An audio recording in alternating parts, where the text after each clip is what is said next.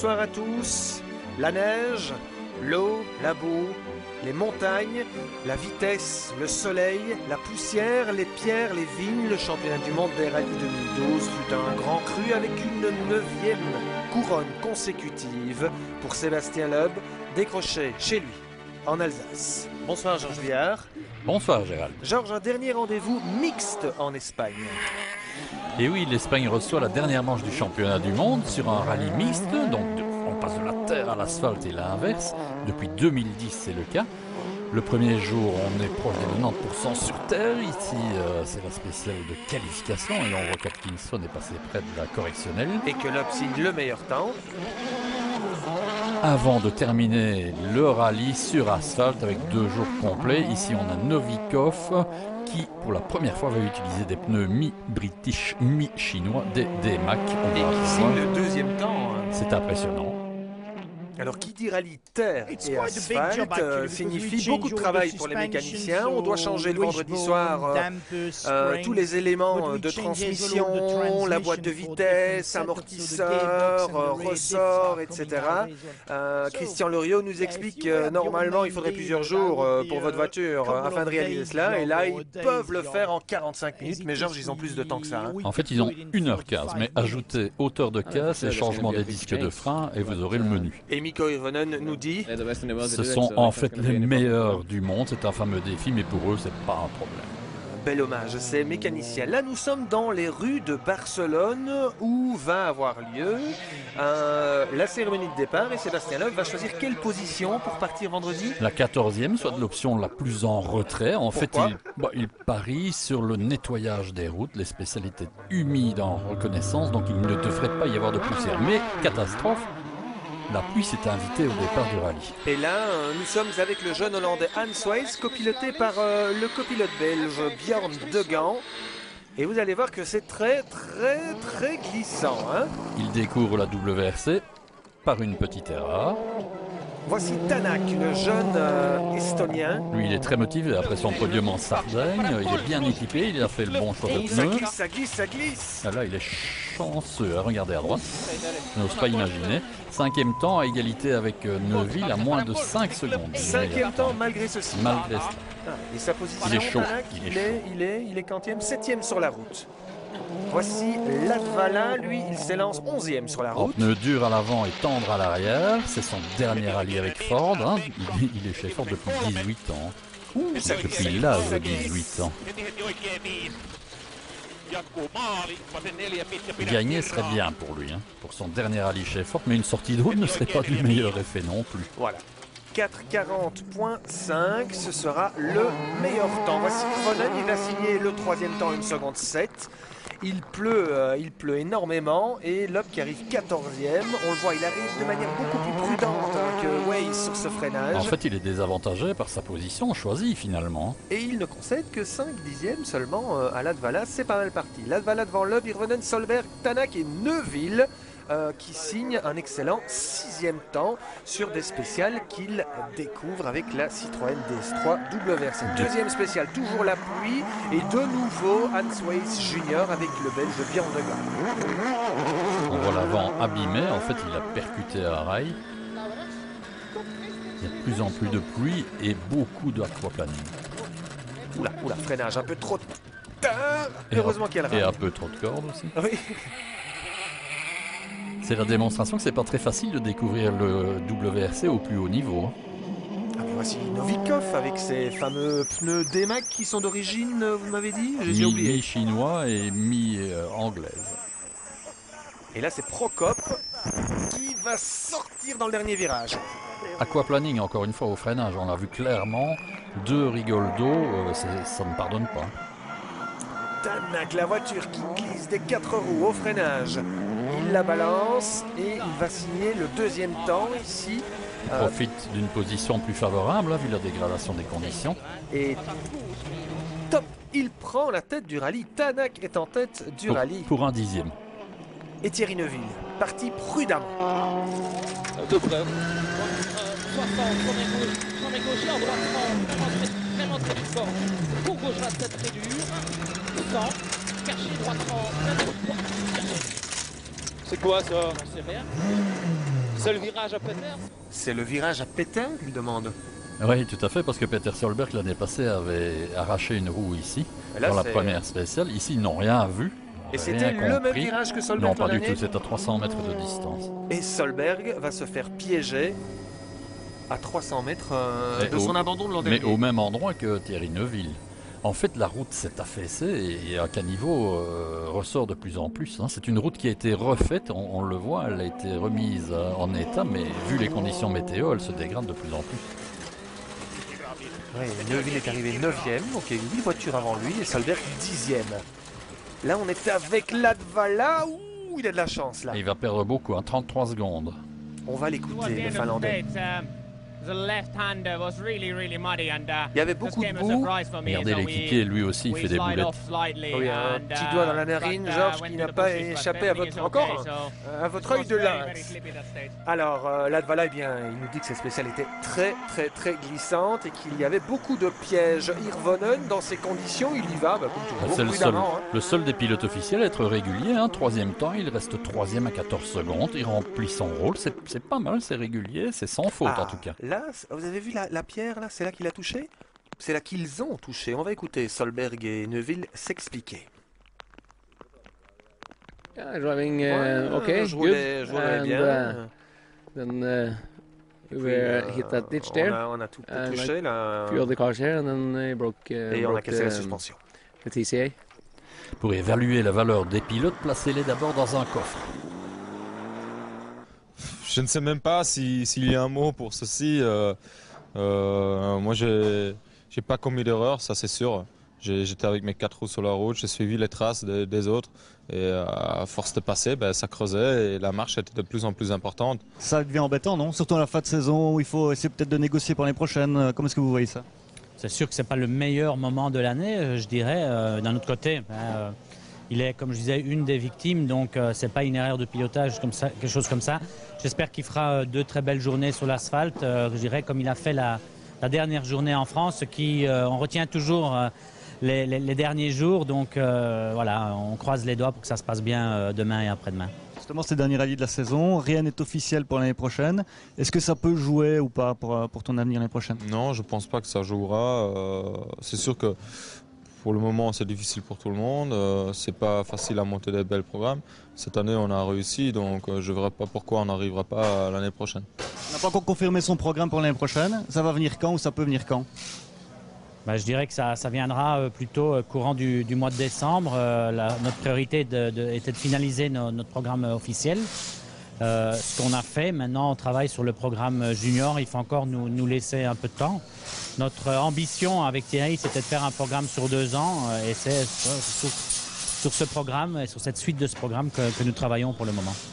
Que nous travaillons, genre, ça veut dire que 2013 n'est pas encore complètement assuré pour Neuville. Au contraire du poste de remplaçant de Loeb quand il sera absent, on parle de Sordo ou de Heusberg. Sordo, valeur sûre, Heusberg, c'est un nouvel arrivant.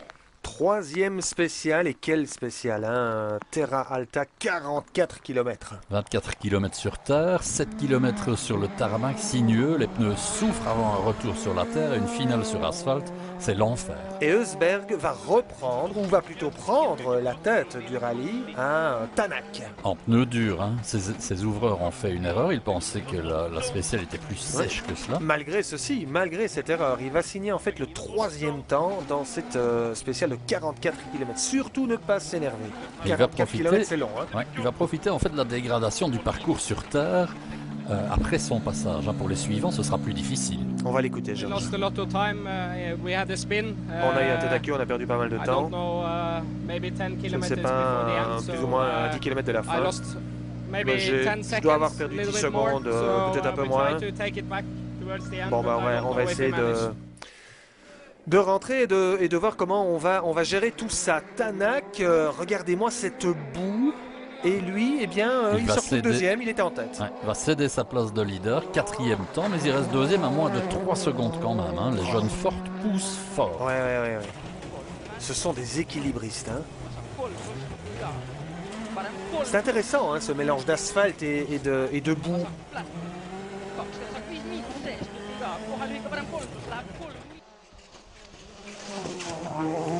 Il n'y a pas que de la terre et de la boue, comme on le voit. Il y a beaucoup d'eau. Hein. Latvala, il se montre un peu trop prudent. Hein. En fait, il a refusé de recevoir les splits pour ne pas s'exciter, mais...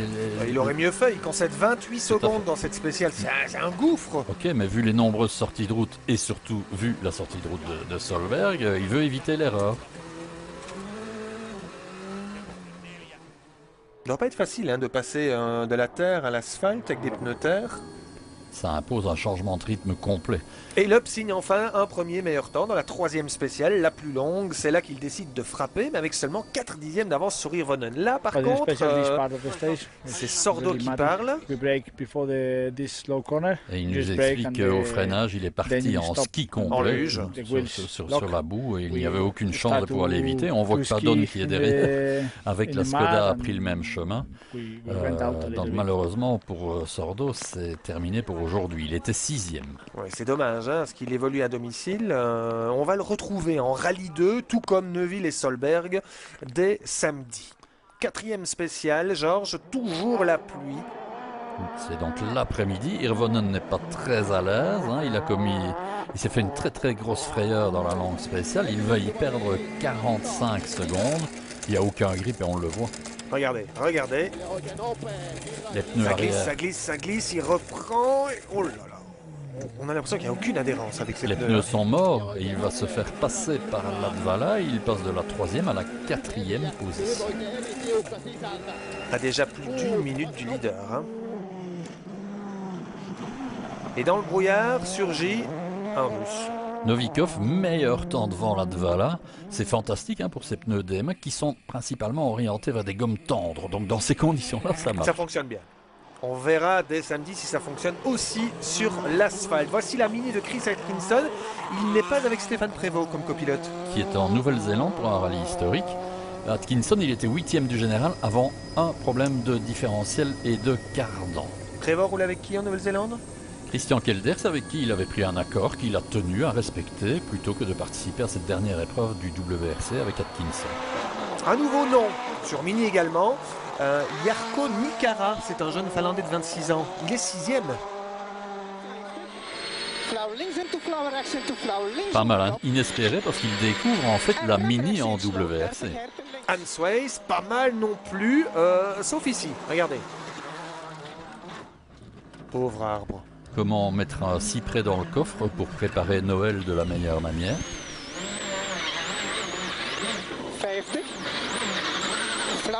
Il va quand même finir la journée en 7e position. C'est son premier rallye avec la DS3 WRC. Mais encore une fois, n'oublions pas que pour Neuville aussi, c'est la première fois en WRC en Espagne. Alors on va écouter Hans Weiss, regardez son copilote belge, Björn de Gand. C'était vraiment de la survie ici. On est sorti 2 fois et la première fois on a carrément coupé un arbre. C'était vraiment une spéciale difficile. Ça c'est le moins qu'on puisse dire. Une spéciale difficile avec cette boue. On retrouve Ott Tanak, je suppose, pour une Tanakri. Il a des problèmes de frein. Il est d'abord trop prudent. Gros tête à queue. Il va passer de la 2e à la 5e position. Et Eusberg, mais derrière lui c'est le vide. Le Breen, leader des Super WRC, est à près de 5 minutes. C'est pour vous donner les écarts. La différence, un passage de Latvala ici au même endroit. On arrive moins vite dans le virage, mais on en ressort plus vite souvent. Il commence l'après-midi avec un 2e temps. Novikov, lui, par contre, c'est terminé.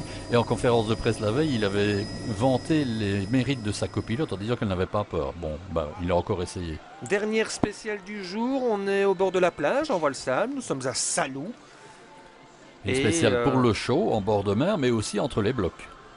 Et on va retrouver le leader Mats Eusberg qui termine cette première journée avec sa Ford privée en tête devant Loeb. Loeb qui n'a pas eu de chance dans cette spéciale. Et non, regardez, là il ne pleut pas. Ouais.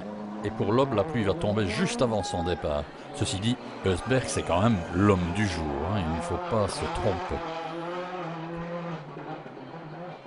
Devant béton, gauche 50 épingles. L'écart entre les deux sera de 27 secondes. 47 secondes pour Latvala en 3e position. Hirvonen à plus d'1 minute, tout comme Tanak, Breen, Weiss, Nikara, Anderson et Novikov, 10e malgré sa sortie. Une première journée massacre avec Solberg, Neuville, Sordo, Novikov, Prokop, Mikkelsen. Excusez du peu. La deuxième journée, c'est terminé la terre.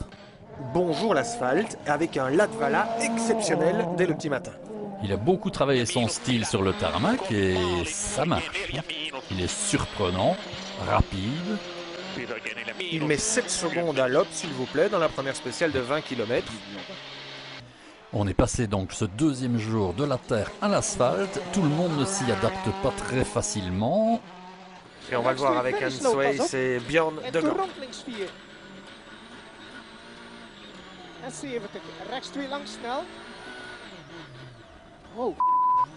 Un peu trop vite sur les gaz et malheureusement pour lui, tête à queue.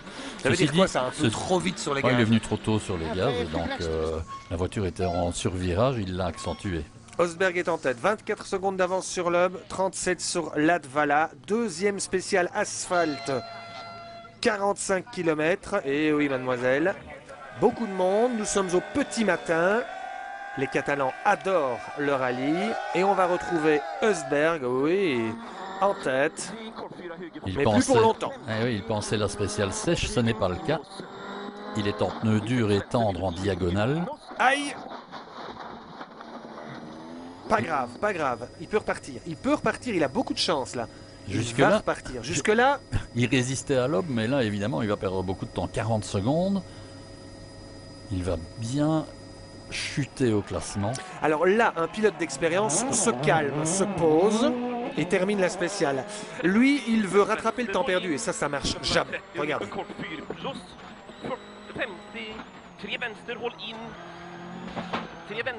Et au final de cette spéciale, il va perdre plus d'une minute. Il passe de la première à la troisième position. Très déçu, évidemment. Non, j'aurais dû être un peu plus intelligent. Je suis sorti 2 fois de la route. Je voulais vraiment attaquer très fort.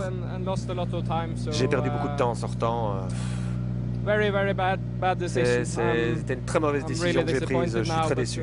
Mais bon, il reste encore beaucoup de spéciales. On va essayer de se reconcentrer.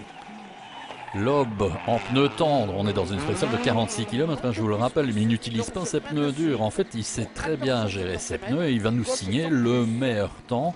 Il est en tête avec 16 secondes d'avance. Voilà le Loeb que l'on connaît de retour. Et Latvala, aussi en pneus tendres, il tient le rythme de Loeb. Et il prend la deuxième place à seulement 18 secondes de Loeb. Hein. Ça risque d'être chaud entre ces deux-là. Spécial 10, la Moussara, avec Dani Sordo et Carlos Del Barrio. Ça va très vite avec la Mini. Il est reparti en Rallye 2, donc on a enfin trouvé l'origine du problème. C'était un injecteur. Il est en grosse attaque. Il va nous signer le meilleur temps, 4 secondes, 4 devant Loeb, s'il vous plaît. Comme quoi cette Mini, elle marche. Hein. Un moteur un peu plus perfo, mais le châssis est vraiment impressionnant.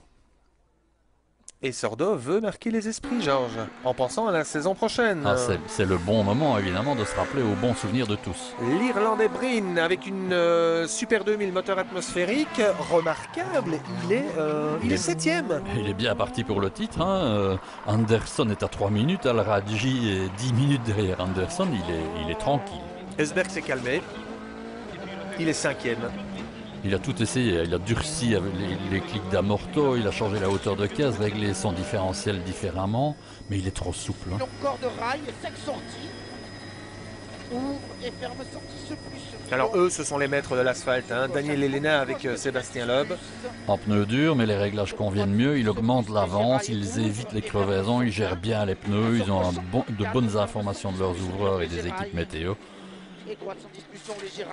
Tout marche pour eux.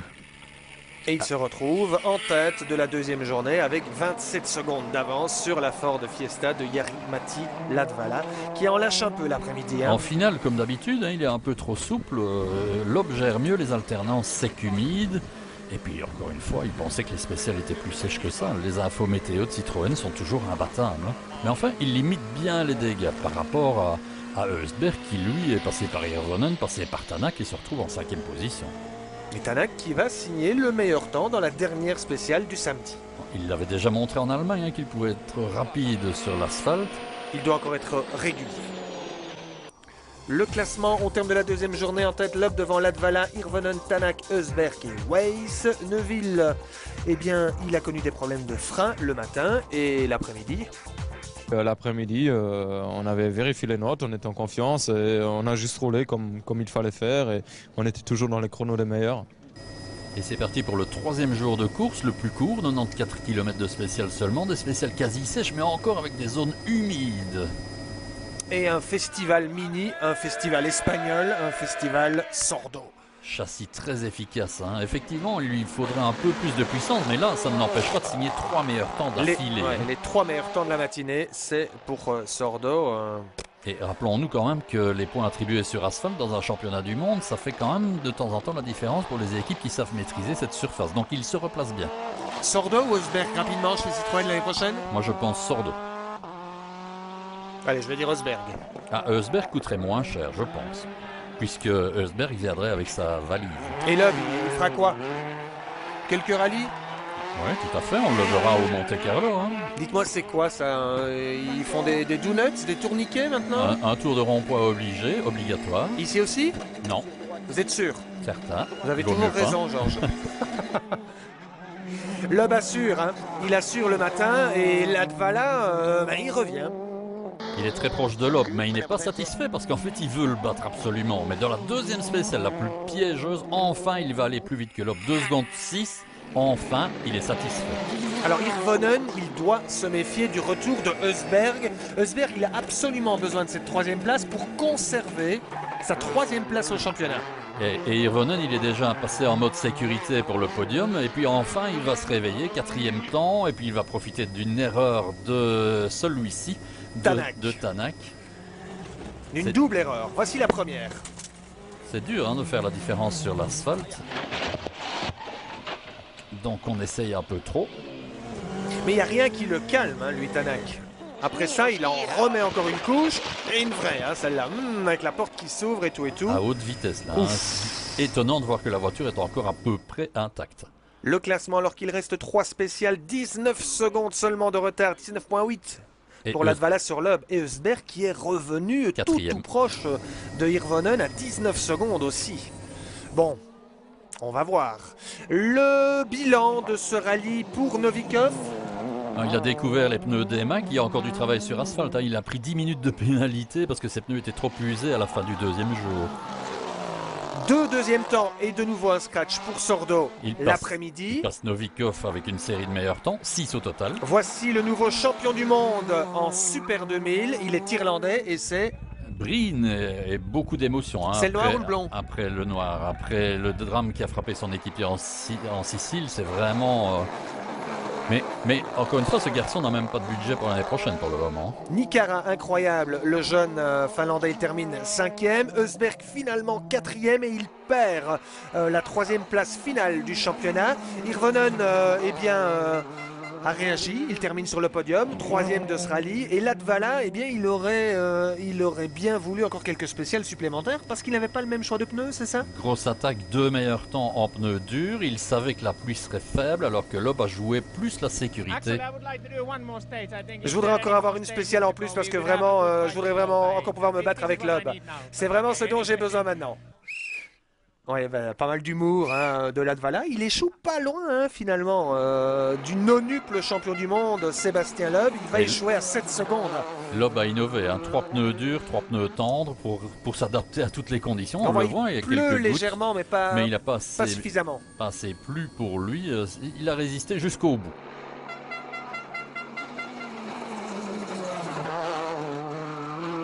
Et voilà, 76e victoire pour Sébastien Loeb et Daniel Elena, 9e en 2012, 8e victoire en Espagne.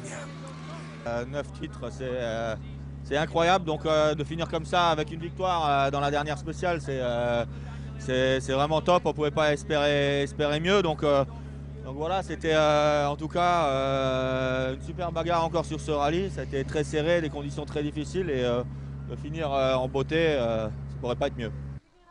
Et pour Michelin, les pneumatiques, c'est la 250e victoire en WRC, Georges. Victoire finale de Loeb devant Latvala, Hirvonen, Eusberg, Nikara et Breen, champion du monde en S2000. Classement final du championnat 2012. Loeb, Hirvonen, Latvala, Eusberg, Solberg. Thierry Neuville termine 7e. Prochain rallye, Georges, le Monte Carlo. Encore 64 fois dormir avant de se retrouver à Monaco. Ce sera le 15 janvier. D'ici là, excellente fin de soirée à tous. Bonne soirée.